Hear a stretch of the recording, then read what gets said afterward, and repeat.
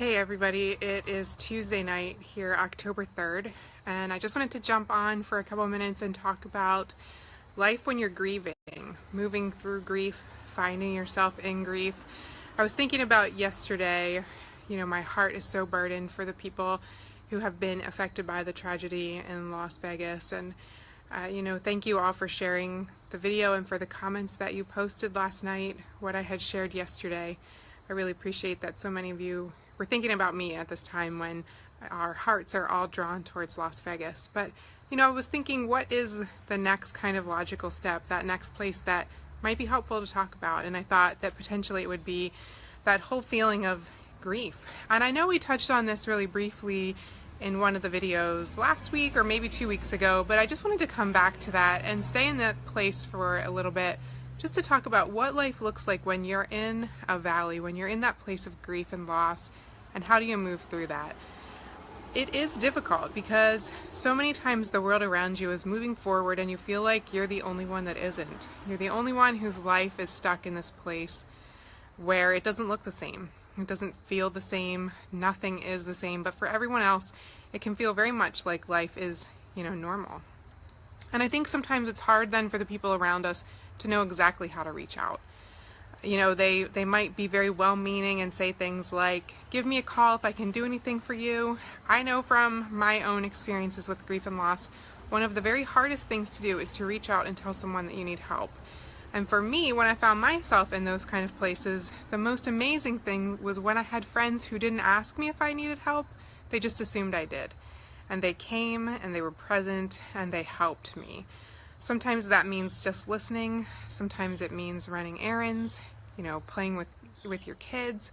Whatever it is that looks like tangible love in your life. If you know someone who's in this grieving process right now, I would encourage you to just go to them and to be love in their life. Don't tell them to ask you for it. Just go and be it. But on the flip side, if you find yourself as someone who's in the middle of grief right now, what do you do with that? I think the most important thing is to allow God in it, because I truly think that we can't move on and can't find healing if we don't allow God to come right where we are. And I often say this, if you can take any comfort at all from the Psalms, it's how honest David was with the Lord. He truly was honest with the places that he walked. Whatever was on his heart, he told God that. And I think that we have that same invitation to do likewise. We can come before the Lord and we can pour out our hearts to him. He says, come to me, all you who are weary and heavy laden, and I will give you rest. Well, we can't receive his rest if we're not willing to lay down the emotions, the weight, the burdens that we're carrying. And so the way we do that is by inviting God into this place where we are, allowing him into our sorrow and being real with him about the places that we're walking. We have to invite him in. We have to lay our burdens down and allow him to pour his healing, his love, his light into our hearts. I think our hearts can only hold so much. And when they're weighed down by the problems, the stress, the difficulties, the loss, the pain that we're going through, it gives less space for God to pour his love in. And so if we're willing to come before him and to lay our burdens down, that gives him a place to then pour into us and fill us up with his healing love. And the amazing thing about God is that he doesn't just expect us to be doing this like this once and done thing. He welcomes us to come back to him as often as we need for the very same instance, the same problem. He's not going to say, didn't we just talk about this yesterday? He's going to say, I welcome you to come and to lay your burdens down and to pour out your heart before me. So if you're finding yourself in this place of grief and loss right now, know that the Lord sees your heart. He understands. He feels the pain that you're feeling, and you can invite him into that same place of grief and loss that you know.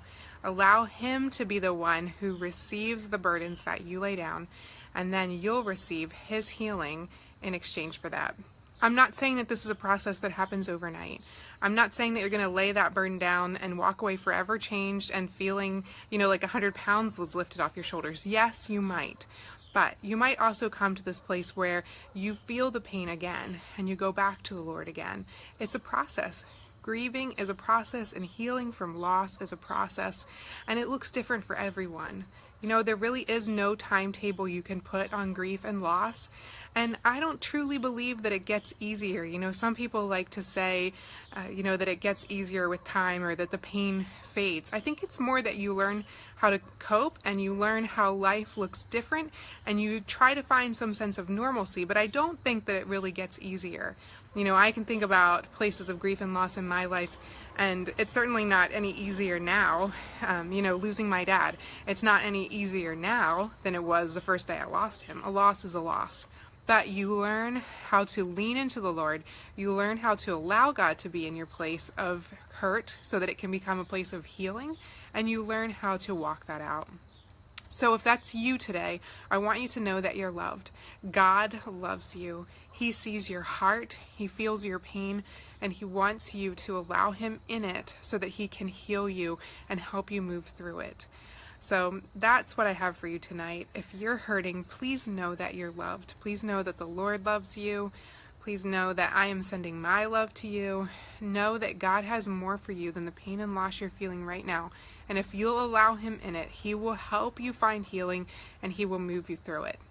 All right, that is it for today, but come back and join me tomorrow evening on Wednesday, and we're going to talk a little bit more about this healing journey. All right, guys, see you tomorrow.